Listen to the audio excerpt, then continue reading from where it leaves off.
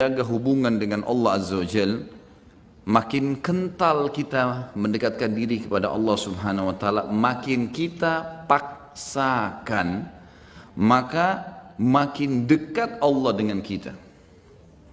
Misal contoh, antum praktekin, buat jadwal 1 bulan dari sekarang atau 1 minggu dari sekarang, 1 bulan lah dari sekarang, coba antum buat sebuah catatan sederhana amal ibadah yang sudah antum kerjakan yang menurut antum paling sempurna pribadi, tidak usah liatin ke orang lain.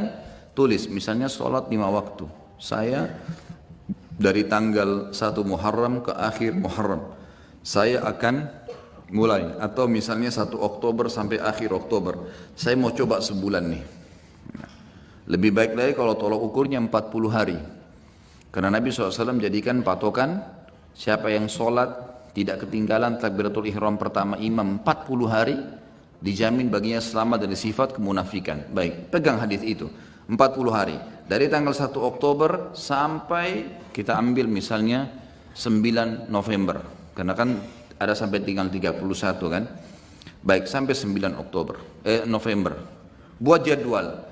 Itu memang harus dipaksakan, paksa, nggak pakai cerita main-main, ini harus buat program. Dan antum harus mulai sendiri, paksa ini. Mau apapun godaannya, tidak ada ceritanya. Seperti antum kalau lagi lapar, orang mau bicara apapun antum tidak pusing, yang penting saya harus makan dulu, karena laparnya berbahaya. Seperti itu butuhnya dengan ibadah. Antum lagi haus, orang mau ngomong sebentar, saya mau minum, haus. Begitu antum buat program ibadah sekarang. Lebih penting daripada makan dan minum sementara kita lapar dan haus nih.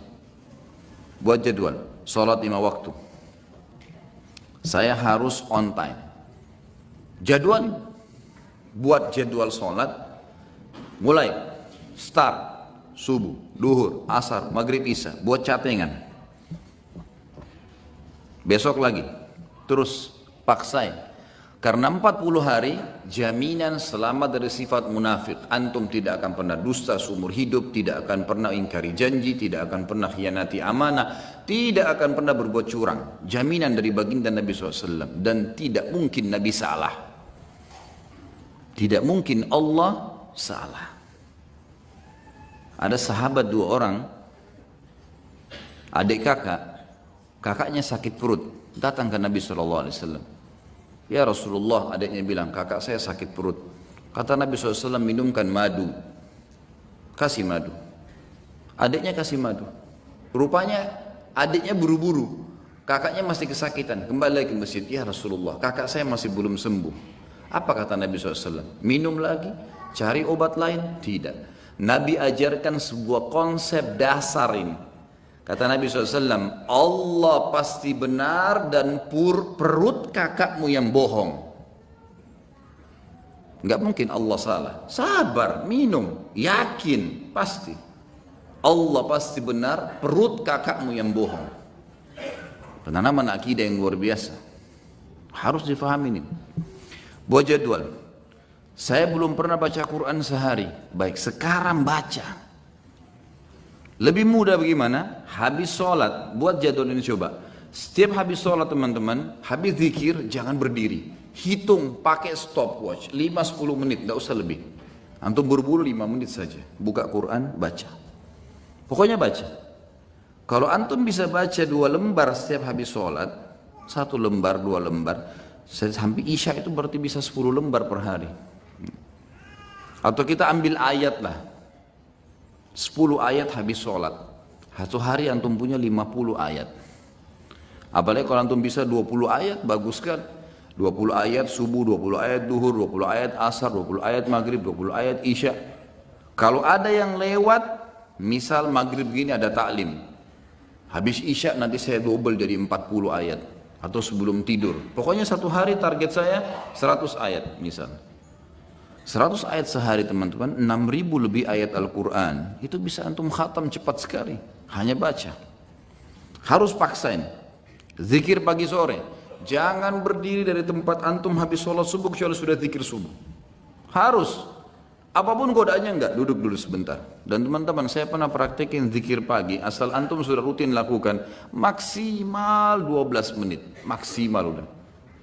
12 sampai ini kita baca zikirnya. Kalau ditambah dengan wirid yang lain seperti la ilaha illallah wahdahu la syarika lah, ini saya pernah baca 100 kali. Saya praktekin ya, dengan tidak terlalu buru-buru, tidak juga terlalu pelan. La ilaha illallah wahdahu la syarika lah, lahul mulku wal hamdu wa huwa ala kulli syai'in qadir. La ilaha illallah wahdahu la syarika lah. Jangan berhenti mulut antum, sambung, nyambung. Itu 7 menit selesai 100 kali. Jadi semua paling lama 20 menit. Duduk dia di situ. Apalagi kalau antum duduk sampai syuruk, itu Masya Allah, bagus sekali. Saya yakin 20 ayat dan zikir pagi tuntas tuh. Waktu syuruk. Jangan ngomong teman-teman sekalian, kecuali ada taklim. Syuruk tapi ngobrol di pojok sana, ngobrol di sana, ada apa ngobrol? Nanti sebentar ngobrol itu. Kasih haknya, jadwalin. Harus sudah selesai nih. Habis asar jangan berdiri. Tunggu sampai zikir antum sore selesai. Syaitan punya standar godaan. Nanti aja di jalan, nanti aja di rumah. Sampai sekarang masih banyak pasti belum zikir sore ini. Syaitan suka goda. Duduk, paksain, jadwalkan, gitu kan? Sehari itu semua amal-amal harian yang rutin semua harus on time. Antum jalanin seminggu lah, on time. Fokus ini saja dulu. Kalau sudah minggu yang kedua, buat coba selain yang on time ini, buat plus-plus. Plus-plus itu kayak jenguk orang sakit, kayak menghafal satu hadis, setiap hari satu hadis, atau seminggu satu hadis.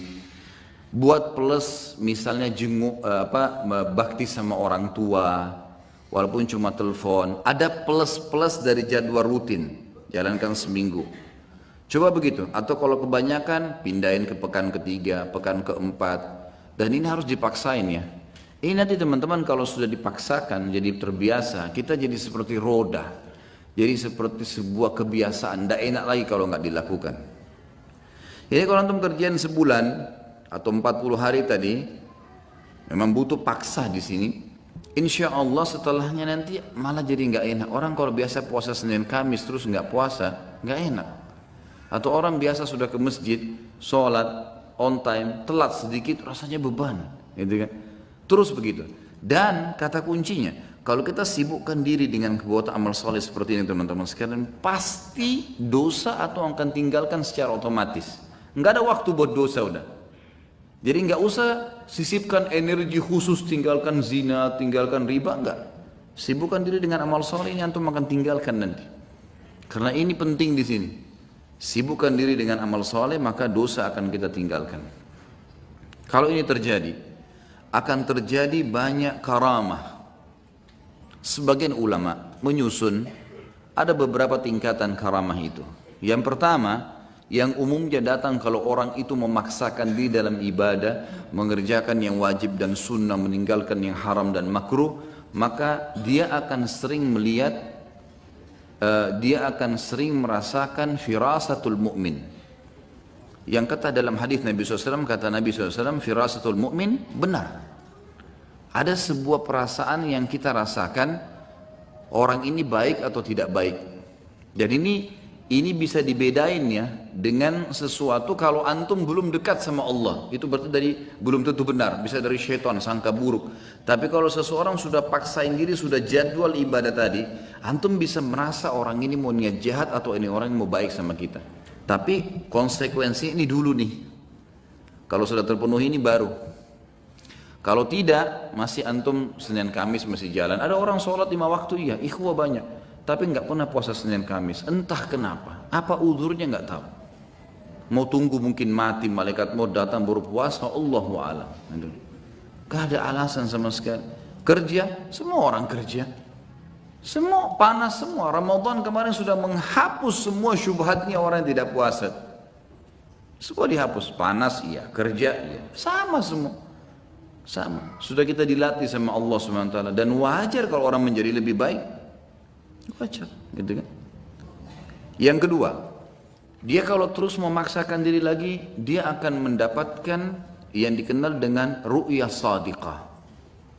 Ru'yah sadiqah ini, sebagian ulama, tentu tidak semua, mengatakan diambil dari sabda Nabi SAW,